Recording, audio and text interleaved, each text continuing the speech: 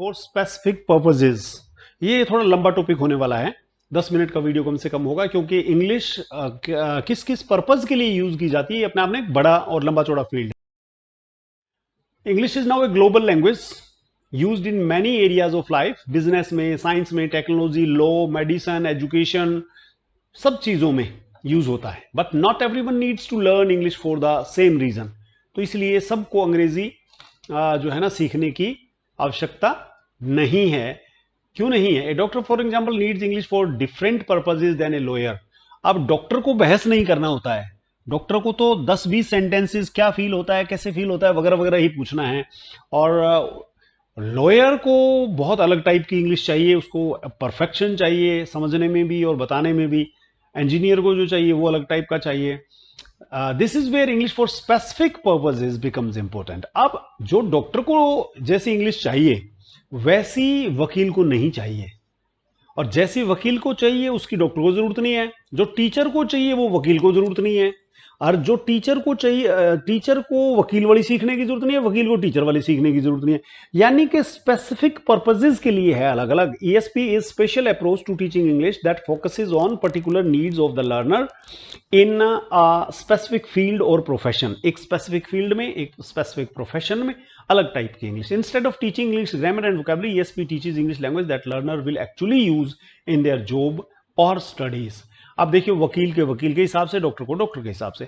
अब medical colleges जो हैं वहां पर इंग्लिश के टीचर्स ही नहीं होते हैं, है ना। वो जो जितनी का आप सीख के आए हो, आपको टर्मिनोलॉजी आनी चाहिए, बेसिकली कम्युनिकेट करना आना चाहिए। किसी भी डॉक्टर, बहुत ही रेयर डॉक्टर्स होते हैं जिनकी इंग्लिश जो कम्युनिकेट कर पाते हैं अच्छे से, और या मान लो उनको स्टेज पर इंग्लिश बोलने के लिए कहीं आधा घंटा 1 घंटा बोलते हैं, ऐसे वेरी रेयर डॉक्टर होते हैं, लेकिन अपने प्रोफेशन के फिर भी वो मास्टर होते हैं।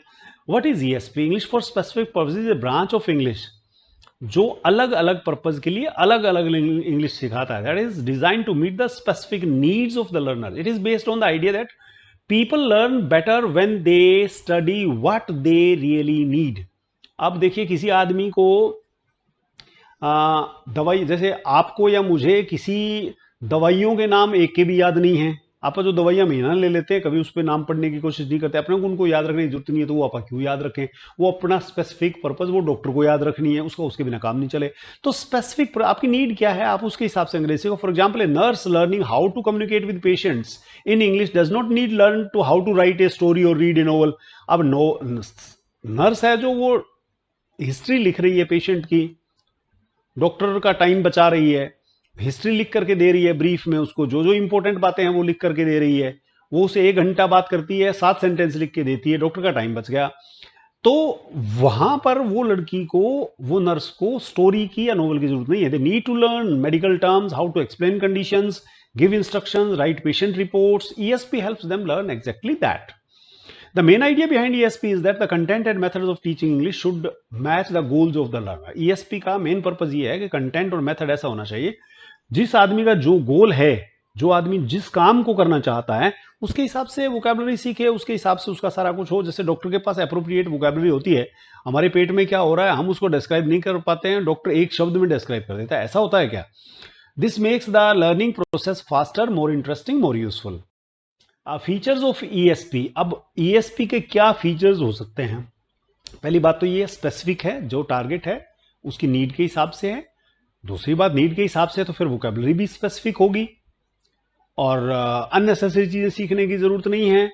और कौन कौन से कॉन्टेक्स्ट हो सकते हैं, मतलब डॉक्टर को या वकील को अपने क्लाइंट से किस किस सेंस में बात करनी पड़ सकती है, वगैरह वगैरह। ESP has some unique features जो उसको जनरल इंग्लिश से डिफरेंट बनाती है। Learner centered, ESP focuses on learners goals, background, job needs. The learner's purpose is at the center of the course.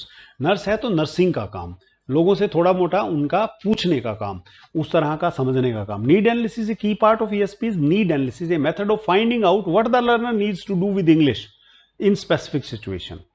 Specific vocabulary और skills, जैसे मान लीजिए आप किसी भी एमए इंग्लिश के स्टूडेंट को कहो कि मेरे बारे में तो 5 बातें डॉक्टर को लिख करके बता, मेरा सिर चकरा रहा है और मेरे पेट में हलचल हो रही है और मेरे जो है ना हाथ और पैरों में दर्द हो रहा है, 3 सेंटेंस लिख करके बता, वो नहीं बता पाएगा, अच्छे से अच्छा विद्यार्थी नहीं बता पाएगा। और एक थोड़ा पढ़ी हुई नर्स को कहो तो फटाफट 5 है ना।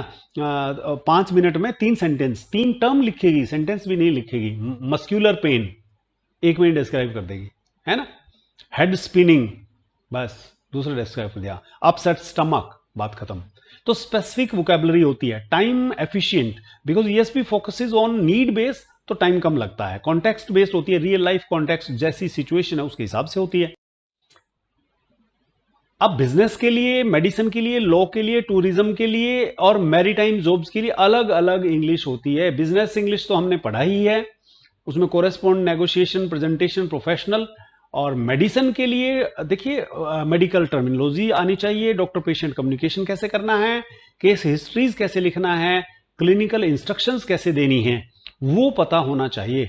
लॉ में लीगल वोकैबुलरी रहती है ना। अब लॉ की आप पढ़ने लग जाओ, एक केस का क्या रिजल्ट आया है या केस का फाइनल फाइंडिंग्स, तो आप कुछ भी नहीं समझ पाओगे उसमें, वो लॉ की स्पेसिफिक होती है। टूरिज्म में लैंग्वेज फॉर कस्टमर सर्विस, जैसे आपने देखा होगा कि टूरिस्ट प्लेसेस पर गाइड्स होते हैं, उनसे आप वैसे बात करने लग जाओ तो उनकी इंग्लिश बिल्कुल अच्छी नहीं होती, लेकिन वो ताजमहल दिखाने जाएंगे, कटाकट फटाफट फटाफट सब कुछ आपको वो सही बताएंगे। आप उनसे क्रॉस क्वेश्चनिंग करेंगे तो भी वो बता देंगे, लेकिन उनको आप वैसे आपके पैर में दर्द हो रहा है या आपके फैमिली में क्या हुआ उसका जिक्र करने लग जाओ, कुछ नहीं बोल पाएंगे।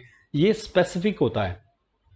एविएशन और मैरीटाइम में includes communication between pilots and air traffic control, safety procedures, navigation terms, international protocols.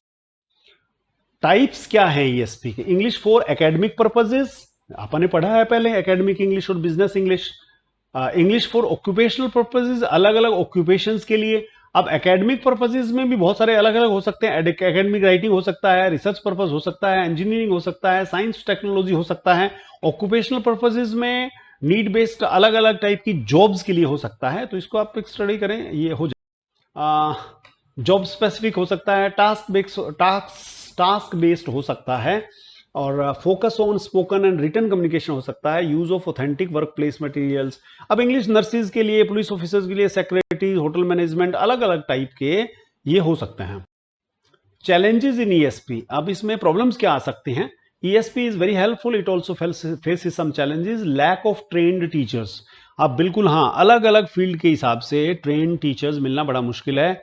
वकीलों की वोकैबुलरी सीखा हुआ कोई इंग्लिश वाला टीचर नहीं होता है अलग से। बस ये है कि लॉ डिपार्टमेंट के जो टीचर्स होते हैं उन्होंने जनरल इंग्लिश सीखी होती है और वो लॉ की वोकैबुलरी उन लॉ के स्टूडेंट्स को पढ़ाते हैं। वहाँ अलग से इंग्लिश वाला टीचर वो होगा ज़्यादा से ज़्यादा, तो वो 10, 20, 50 शब्द, जैसे प्राइमा फेसाई, जैसे एटॉल, तो ये छोटे छोटे टर्म्स जो मतलब बहुत छोटे होते हैं लेकिन वो डिस्क्रिप्शन काफ़ी लंबा कवर करते हैं, तो उन छोटे छोटे, ताकि टेक्स्ट जो रिटन टेक्स्ट बहुत लंबा ना हो, ऐसी चीज़ों का इस्तेमाल कोर्ट में होता है ना। देखने में ऐसा लगता है, देखने में बिल्कुल सच्चाई प्रतीत होती है, एक ही शब्द होता है प्राइमा फेसाई, बस। तो 2 शब्दों से, 1 शब्दों से, उस तरह की वोकैबुलरी ही इंग्लिश वाले लॉ वालों को सिखाते हैं। तो मटेरियल डेवलपमेंट बड़ा मुश्किल है कि अलग अलग फील्ड के हिसाब से क्या मटेरियल डेवलप किया जाए। डाइवर्स नीड्स हैं अलग अलग लोगों की। कीपिंग कंटेंट अपडेटेड, हाँ बिल्कुल, जैसे आज से 10 साल पहले, आज से 2000 से पहले सोशल मीडिया शब्द शायद किसी को नहीं आता था, है ना। व्हाट्सएप मतलब ही नहीं था, ही नहीं, तो नाम ही नहीं था दुनिया में, है ना। मोबाइल या स्क्रीन या सर्फिंग, 1990 के लोग सर्फिंग शब्द को बिल्कुल नहीं जानते थे। मैं खुद नहीं जानता था, एमए इंग्लिश करने के बाद भी नहीं जानता था। सर्फिंग शायद मैंने पहली बार 1998 में सुना। कीपिंग कंटेंट अपडेटेड, तो ये कंक्लूजन हमारा ये है कि ईएसपी स्पेशल पर्पसेस के लिए होती है।